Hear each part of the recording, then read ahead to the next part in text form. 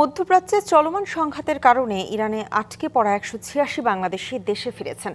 বাংলাদেশ বিমান এয়ারলাইন্সের একটি বিশেষ বিমানে শুক্রবার মধ্যরাতে হজরত শাহজালাল আন্তর্জাতিক বিমানবন্দরে এসে পৌঁছান তারা। এদিকে মধ্যপ্রাচ্যে যুদ্ধ পরিস্থিতিতে আটকে পড়া যেসব প্রবাসী বাংলাদেশি দেশে ফিরতে চান তাদের যে কোনো মূল্যে ফিরিয়ে আনা হবে বলে জানিয়েছে সরকার।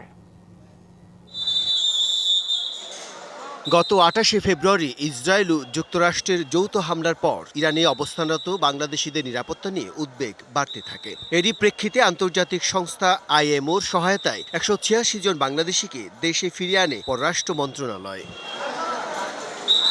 শুক্রবার মধ্যরাতের পর ইরান থেকে ফিরে আসা প্রবাসী বাংলাদেশিদের স্বাগত জানান পররাষ্ট্র প্রতিমন্ত্রী শামা ওবায়েদ এবং প্রবাসী কল্যাণ ও বৈদেশিক কর্মসংস্থান প্রতিমন্ত্রী নুরুল হক নূর। এর মধ্যে ১১ জন নারী, ১০ জন শিশু এবং ১৬৫ জন পুরুষ। সুষ্ঠু ও শান্তিপূর্ণভাবে দেশে ফিরতে পেরে সরকারের প্রতি কৃতজ্ঞতা জানান প্রবাসী বাংলাদেশিরা। এ সময় তুলে ধরেন তাদের বিভীষিকাময় করুণ পরিস্থিতির কথা। ওরা আমেরিকা মারতেছে, ইসরায়েল মারতেছে, ওই দেশের পাবলিকলি মারে নাই। ইরানের অবস্থা খুব বেশি খারাপ। ইরান বোমা আরো অনেক এখন খালি সরকারি জায়গা মারতেছে।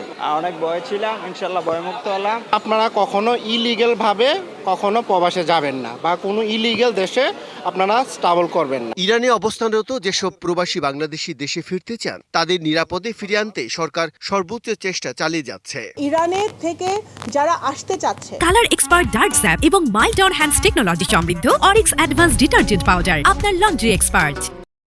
কারণ অনেকে কিন্তু অনেক জায়গায় কর্মরত আছে, অনেকে ওখানে পড়াশোনা করছে। সবার এখানে যে আসতে চাচ্ছে বা আসতে পারবে সেই অবস্থা না।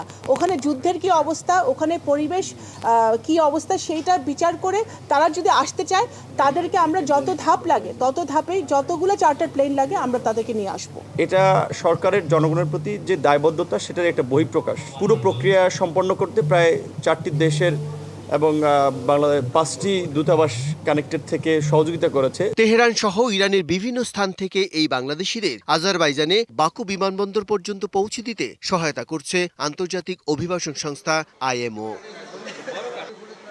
Bijan Kumar Das, DBC news, Dhaka.